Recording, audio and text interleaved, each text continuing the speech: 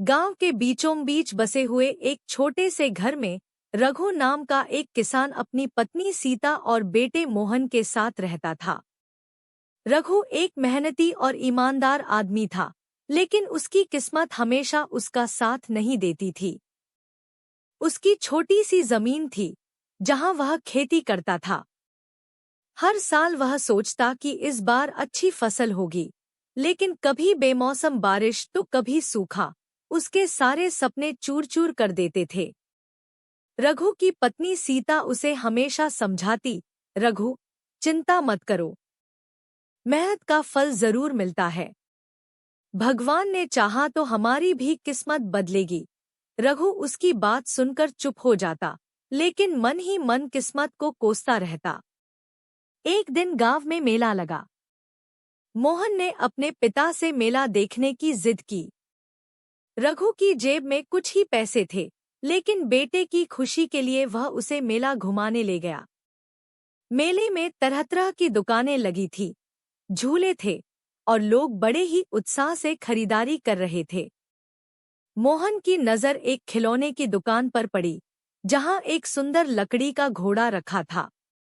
उसकी आंखें चमक उठीं और उसने अपने पिता से कहा, बाबा, वह घोड़ा ले दो ना। रघु ने जेब में पड़े कुछ सिक्कों को गिना, लेकिन इतने पैसे नहीं थे कि वह घोड़ा खरीद सके। वह मोहन को समझाने की कोशिश कर रहा था कि तभी एक जादूगर वहां आया। उसने बड़ी भीड़ इकट्ठी कर ली और कहने लगा, आओ आओ, किस्मत का खेल खेलो। जो भाग्यशाली होगा वह इस खेल में जीतकर धनवान बन सकता है। रघु को यह सुनकर उम्मीद की एक किरण नजर आई। उसने सोचा कि शायद आज उसकी किस्मत बदल जाए, और वह जादूगर के खेल में शामिल हो गया। जादूगर ने रघु को एक छोटा सा लॉटरी टिकट दिया और कहा, अगर यह नंबर जीत गया तो तुम्हें ढेर सारे पैसे मिलेंगे। रघु ने टिकट लिया और उम्मीद भरी नजरों से लॉटरी के नतीजे का इंतजार करने लगा। लेकिन जब नतीजे आए तो वह निराश हो गया। उसका नंबर नहीं निकला था। वह भारी मन से अपने बेटे का हाथ पकड़े वापस घर लौट आया। घर पहुंचते ही सीता ने पूछा, क्या हुआ? इतनी उदास क्यों हो? रघु ने सारा किस्सा बताया और अपनी बदकिस्मती का दुख जताया। सीता ने उसे फिर से समझाया, रघु, नसीब का खेल हमारी मेहनत से ज्यादा कुछ नहीं। हमें जो मिलता है वह हमारी मेहनत का ही फल होता है।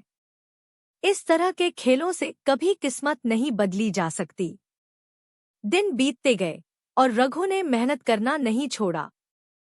एक दिन अचानक मौसम ने करवट ली और बारिश ठीक समय पर हो गई।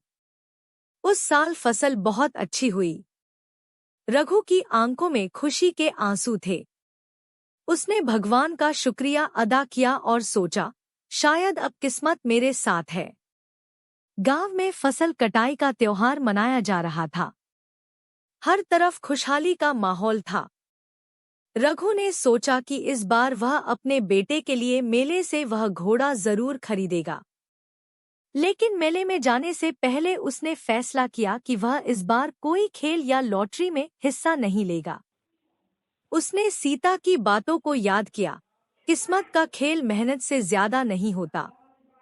मेले में पहुंचकर उसने मोहन के लिए वही लकड़ी का घोड़ा खरीदा जो पिछले साल मोहन ने मांगा था। मोहन की खुशी देखने लायक थी। वह घोड़े को पकड़कर उछल रहा था और उसके चेहरे पर एक बड़ी सी मुस्कान थी। रघु के दिल को शांति मिली। उसे एहसास हुआ कि सच्ची खुशी किसी खेल में किस्मत आजमाने से नहीं, बल्कि अपने परिवार के लिए छोटी छोटी खुशियों में होती है। कई साल बाद रघु का बेटा मोहन पढ़ लिख कर बड़ा आदमी बन गया। उसने गांव में स्कूल खुलवाया और अपने माता पिता का नाम रोशन किया। गांव के लोग रघु और सीता की मेहनत की तारीफ करते नहीं थकते थे। रघु को अब समझ आ चुका था कि असली नसीब का खेल उसकी मेहनत, उसकी ईमानदारी और परिवार की खुशियों में था। किस्मत तो एक बहाना मात्र होती है, असली जीत तो उन लोगों की होती है जो बिना हार माने अपनी राह पर चलते रहते हैं। इस तरह रघु ने अपनी जिंदगी से यह सीखा कि नसीब का खेल हमेशा मेहनत और धैर्य के साथ खेला जाना चाहिए।